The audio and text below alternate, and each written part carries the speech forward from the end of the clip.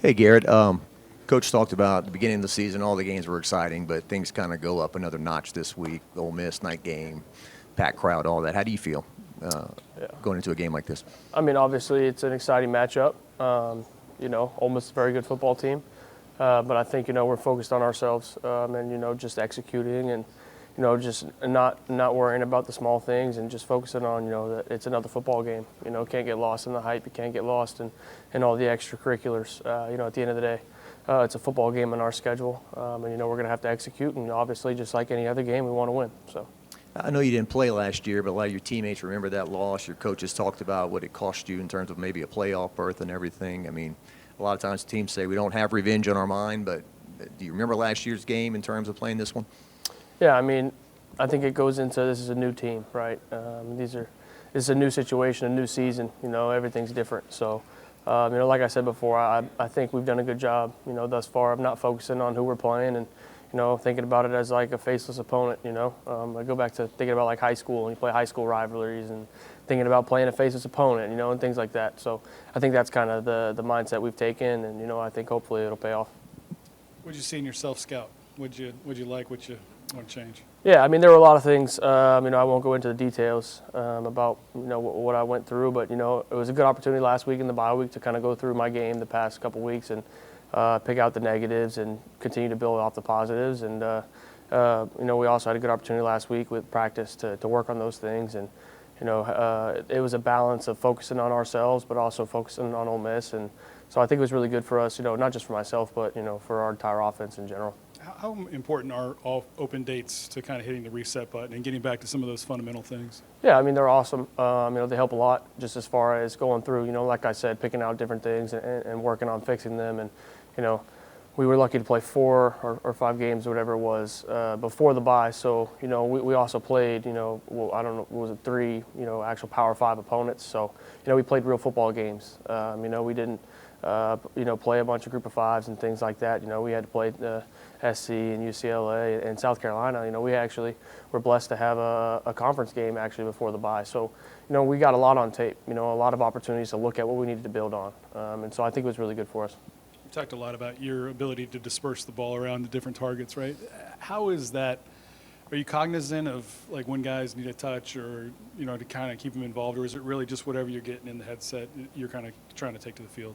Yeah, no, I mean, I just try to do my job, just execute the read, execute the play, going through the reads and just giving the ball where it's supposed to go. I don't necessarily focus on, who's where. But, obviously when we have one-on-one opportunities, you give guys a chance to make plays and things like that. But as far as, spreading the ball out, I would say it's more of a focus on just, executing the play that it's called schematically.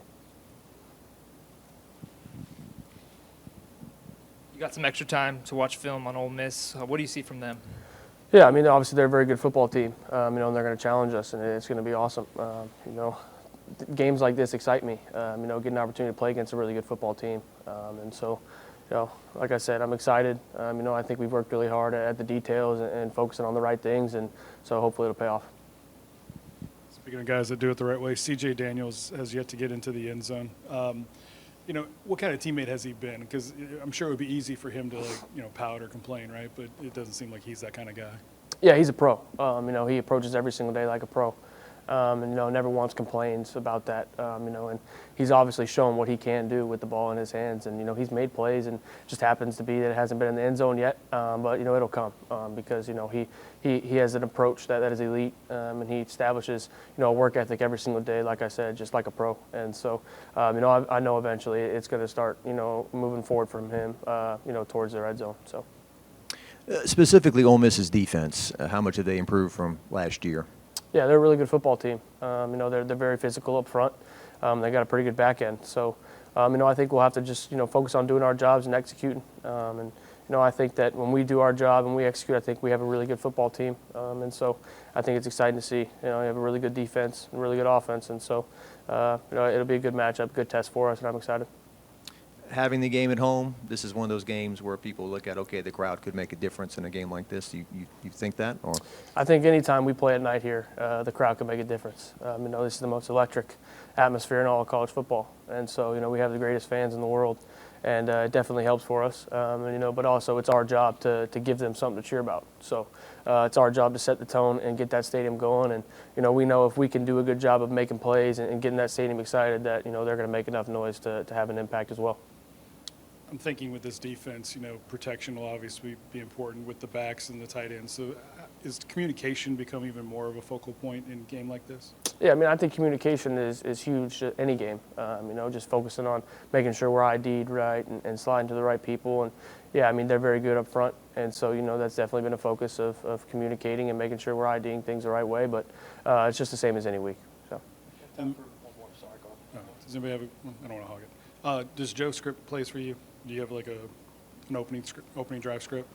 Yeah, every coach, I would say, has an opening script going into a football game. So. Do you like working off of the script? Obviously you have input into the script. I'm Yeah. just wondering, you seem a little bit more freelance than some guys that, you're kind of more aware of what they're trying to do to you. Do you feel like I'm just as good on script as off script? Yeah, I don't think it matters. I think Coach Sloan's really good with his ability to see something when we're in our opening script and come out of it and come off of it to attack something else. And so, I have no preference whether it's on the script or off the script. I think we do a good job in practice of repping everything through versus different looks. And so, going into the game, I feel fully prepared. And I think the coaches do a really good job of that, not just with me, but with all the positions up, up front and even the guys outside. So, I wouldn't say there's a preference there, and I think Coach Sloan does a really good job on that.